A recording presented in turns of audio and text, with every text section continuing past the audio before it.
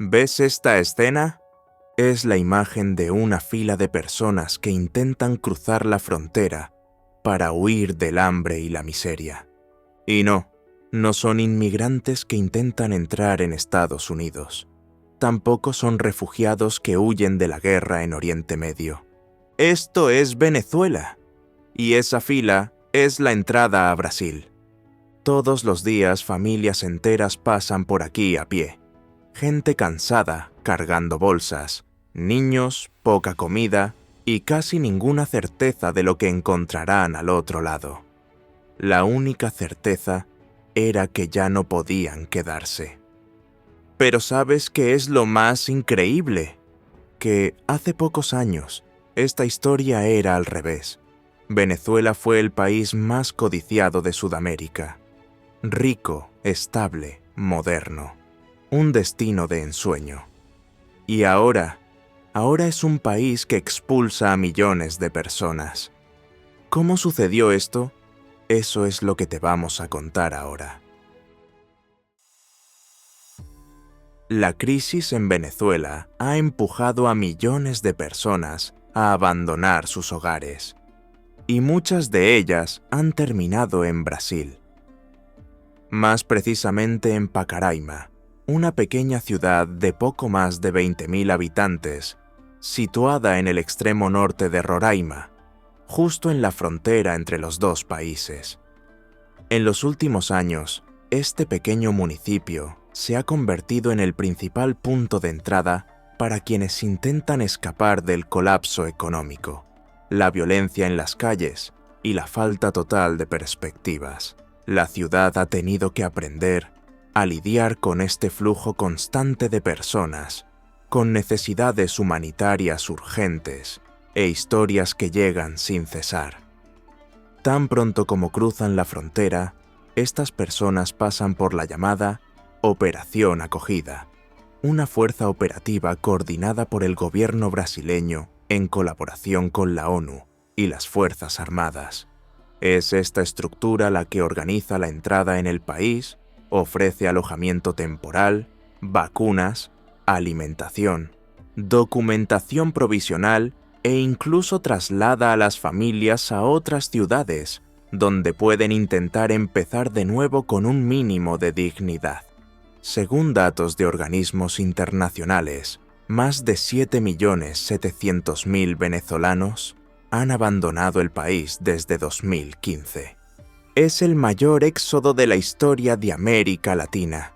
Y solo existe porque, dentro de Venezuela, la vida se ha vuelto prácticamente insostenible. Pero para entender cómo empezó todo, tenemos que retroceder unas décadas, porque hubo un tiempo en el que Venezuela era exactamente lo contrario de lo que es hoy. Entre los años 50 y 80, Venezuela vivió lo que mucha gente sigue llamando, hoy en día, la Edad de Oro. La economía no solo crecía, sino que explotaba. El dinero circulaba con facilidad, la moneda era estable y el petróleo parecía una fuente inagotable de riqueza. Había tanto petróleo, tantos beneficios, tanta inversión, que el país acabó ganándose el apodo de Venezuela Saudita, una comparación directa con Arabia Saudita, para mostrar la magnitud de la bonanza que estaban viviendo. El Producto Interior Bruto por persona llegó a ser el cuarto más alto del mundo, superando a naciones europeas, incluidos países como Alemania y Francia. Caracas, la capital, parecía una ciudad del primer mundo.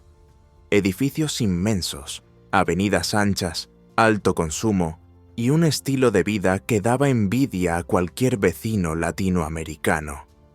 El consumo era tan desenfrenado que viajar a Miami se convirtió en una rutina para gran parte de la población. Y allí, los venezolanos se hicieron famosos por una frase que se convirtió casi en un estereotipo. Dame dos, que significa dame dos. No se lo pensaban dos veces antes de llevarse todo por duplicado. 2 pares de zapatillas 2 televisores, 2 cámaras. El tipo de cambio era tan favorable que valía más la pena comprar en Estados Unidos que en casa. Y el consumo no se limitaba a los productos importados y los billetes a Miami. Venezuela llegó a ocupar los primeros puestos del ranking mundial de consumo de whisky. Era una ostentación desenfrenada. Era como si el país se hubiera embarcado en una fiesta sin fin, con mucho lujo, marcas de diseño, bebidas importadas y $1 barato. Lo más increíble es que, mientras que hoy los venezolanos huyen de su propio país en busca de dignidad, en aquella época ocurría lo contrario. Gente de España, que aún vivía bajo la dictadura de Francisco Franco, llegaba en masa a Venezuela en busca de oportunidades.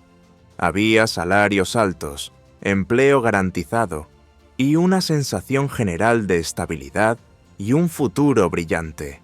Venezuela parecía imparable. Pero esa sensación de prosperidad sin fin era una trampa dorada, y nadie lo veía, hasta que todo empezó a cambiar. Al contrario de lo que mucha gente piensa, la crisis de Venezuela no comenzó con Hugo Chávez, ni con Nicolás Maduro.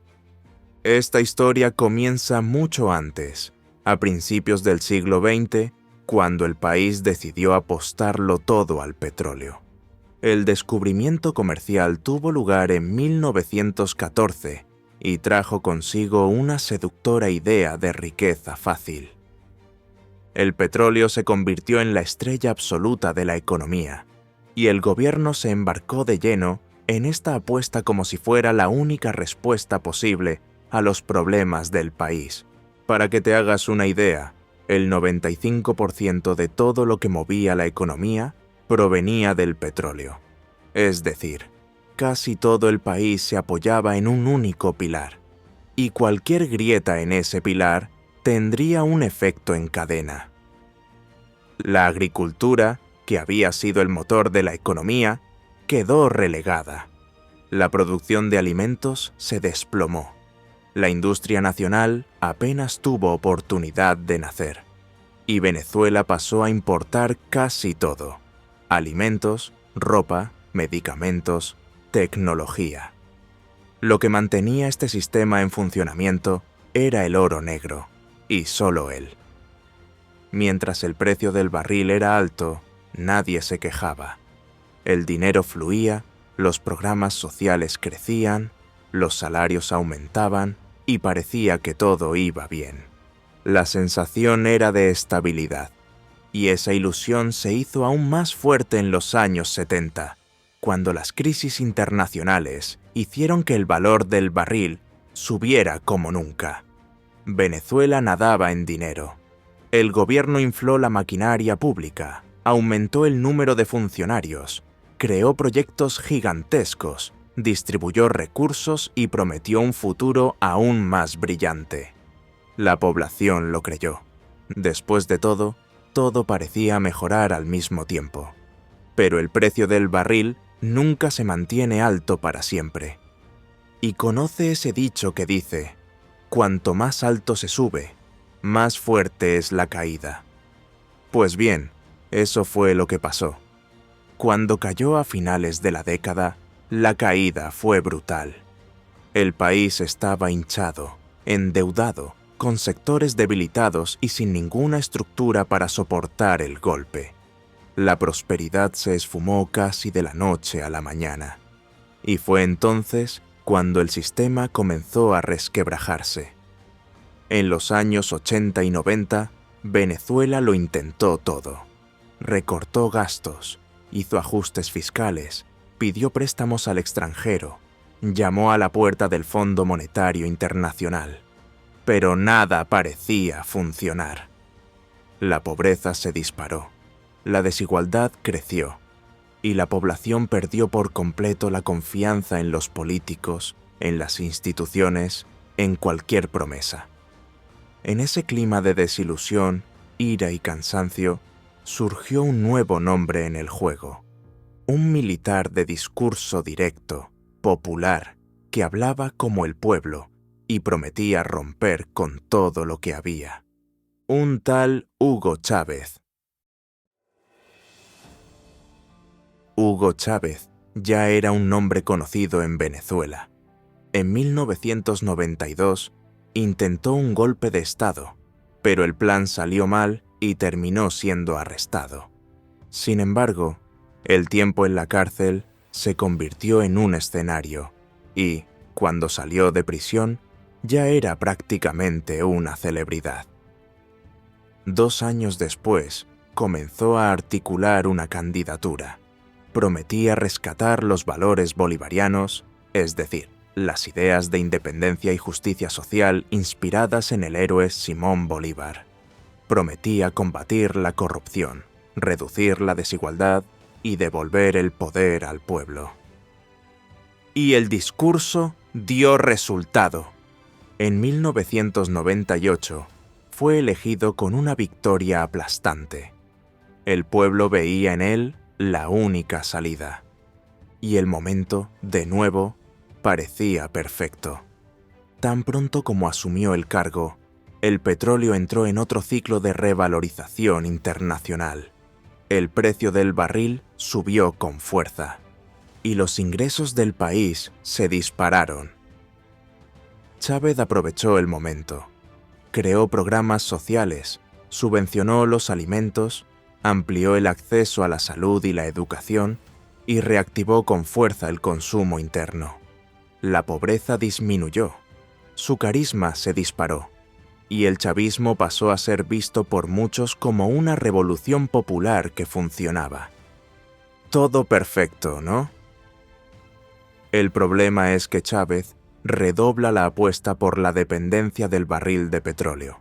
Importa casi todo, reduce la inversión productiva interna y centraliza el poder político.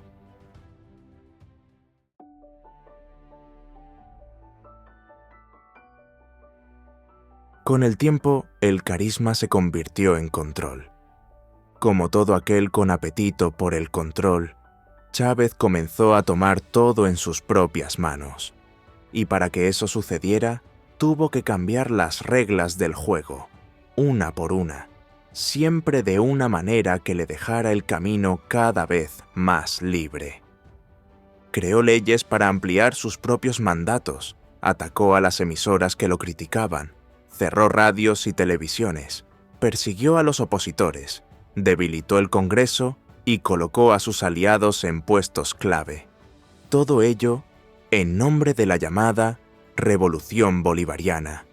Decía que necesitaba poder para proteger al pueblo de los enemigos internos y externos. Y mientras tanto, la maquinaria pública crecía sin parar. El número de ministerios aumentaba, los gastos se disparaban y el control del Estado, sobre todo, no hacía más que crecer. Pero el apoyo popular seguía siendo fuerte. Para que te hagas una idea de la magnitud de ese poder, en 2002, Chávez sufrió un intento de golpe militar. Fue destituido de su cargo. ¿Sabes cuánto tiempo estuvo fuera? 2 días. Solo 2 días. El pueblo salió a la calle, los militares se dividieron y él regresó al Palacio de Miraflores en brazos de sus aliados. Una advertencia de que el chavismo no era solo un gobierno, era un fenómeno. Pero ningún fenómeno resiste solo al colapso económico. A partir de 2012, el barril de petróleo volvió a caer en picado. Y con él, también se desplomó la economía venezolana. Faltaba comida, faltaba papel higiénico, faltaban medicamentos. Faltaba todo. La inflación se disparó. La moneda prácticamente desapareció. Los programas sociales comenzaron a fallar. Y el pueblo comenzó a vivir un déjà vu. El mismo colapso que ya había ocurrido antes, solo que ahora mucho peor. Y fue justo en ese momento cuando se produjo el mayor golpe. El cáncer del presidente salió a la luz.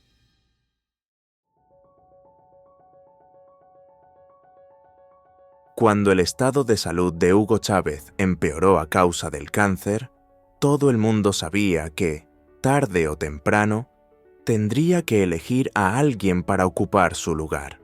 Lo que nadie esperaba era el nombre que sacó de la chistera. En lugar de nombrar a algún político experimentado, un aliado fuerte o un líder popular, Chávez nombró a un exconductor de autobús y sindicalista llamado Nicolás Maduro. Sin carisma, sin trayectoria electoral relevante, pero con una cualidad que pesó más que cualquier currículum: lealtad absoluta al chavismo. Chávez llegó a llamar a Maduro tremendo canciller, un diplomático dedicado, pero lo cierto es que su historial ya mostraba otra cosa.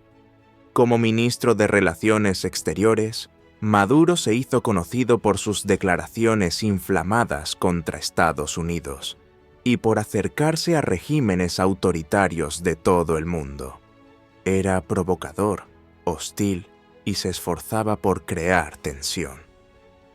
En una de sus declaraciones más memorables, llamó al subsecretario de Estado estadounidense John Negroponte funcionario de poca monta.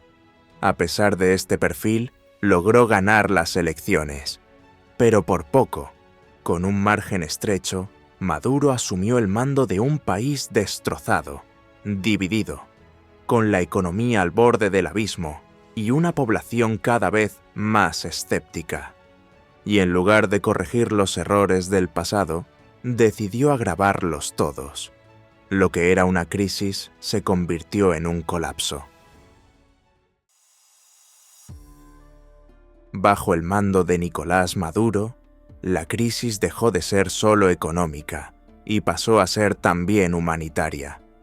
La inflación se disparó a un ritmo que parecía ficción.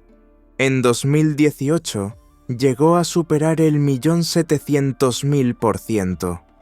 Así es, 1.700.000. El dinero perdió completamente su valor.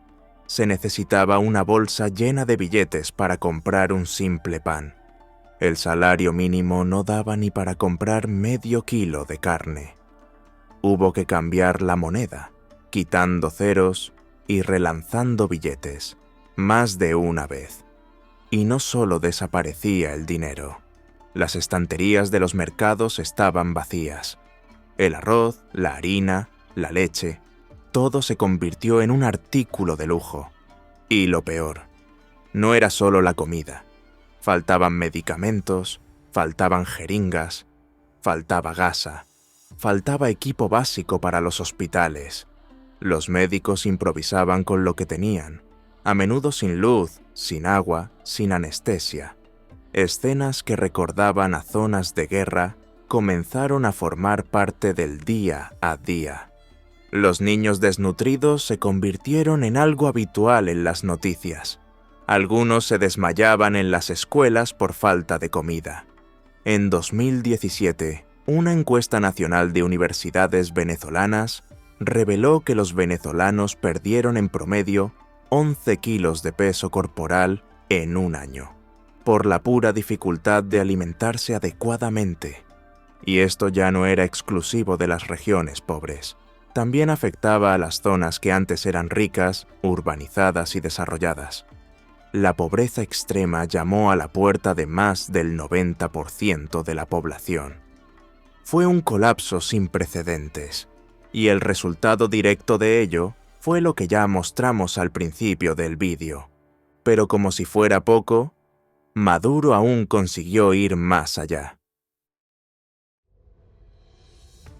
Mientras el pueblo pasaba hambre y el país se sumía en apagones, Nicolás Maduro decidió cerrar aún más el puño.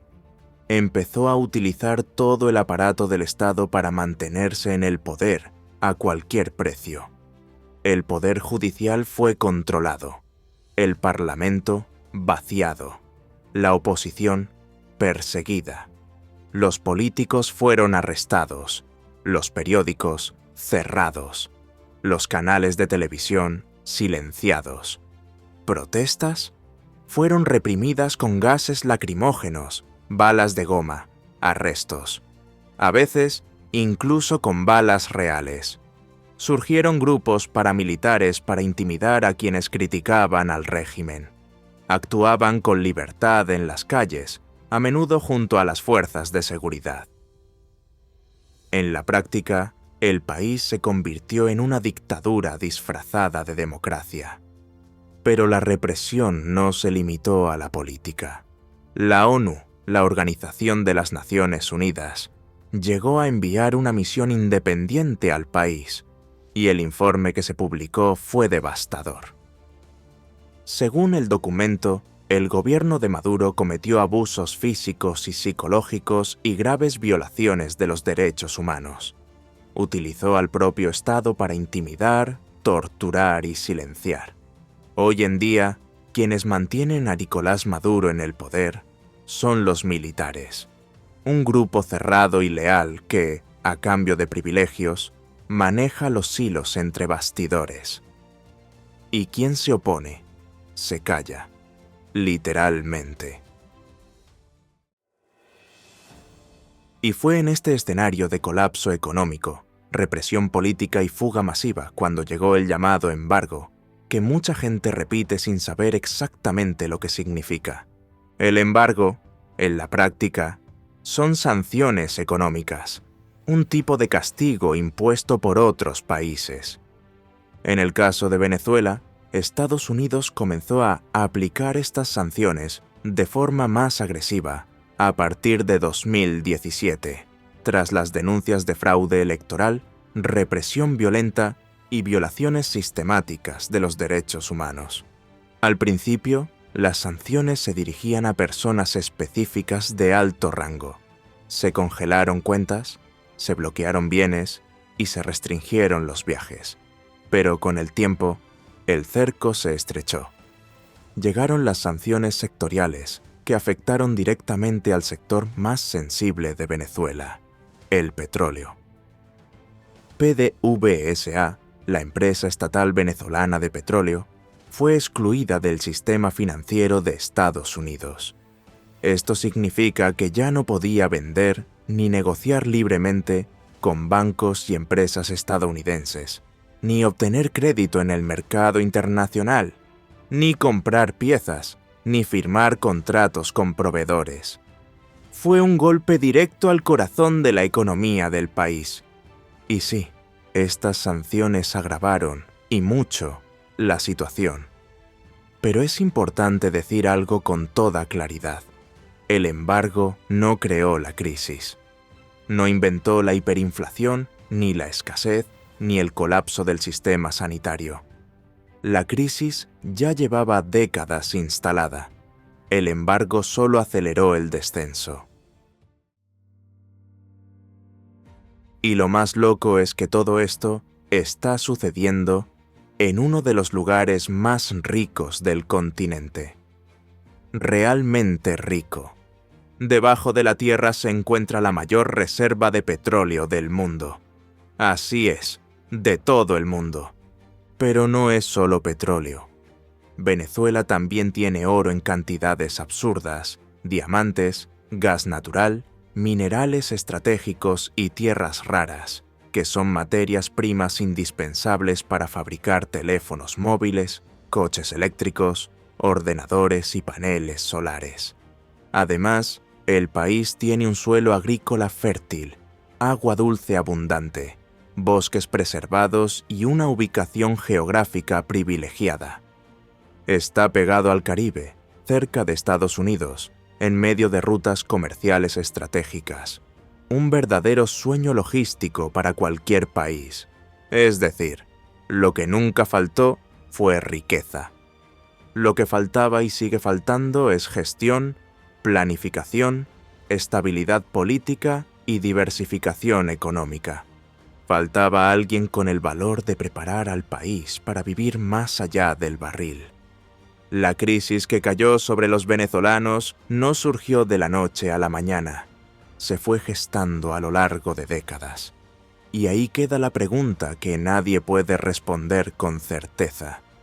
Con todo lo que Venezuela aún tiene, ¿podrá algún día este país transformar esas riquezas en calidad de vida? ¿O la riqueza seguirá bajo tierra mientras el pueblo lucha por conseguir comer? ¿Y tú? ¿Conocías toda esta historia de Venezuela? ¿Sabías que la crisis comenzó mucho antes de los gobiernos chavistas? Cuéntanos en los comentarios qué es lo que más te ha sorprendido de este vídeo. Si te ha gustado el contenido, dale a me gusta, compártelo y por supuesto, no olvides activar la nueva función de Hyper. Esto ayuda al canal a ganar visibilidad y a seguir trayéndote estos increíbles viajes por nuestro bello mundo. Nos vemos en el próximo.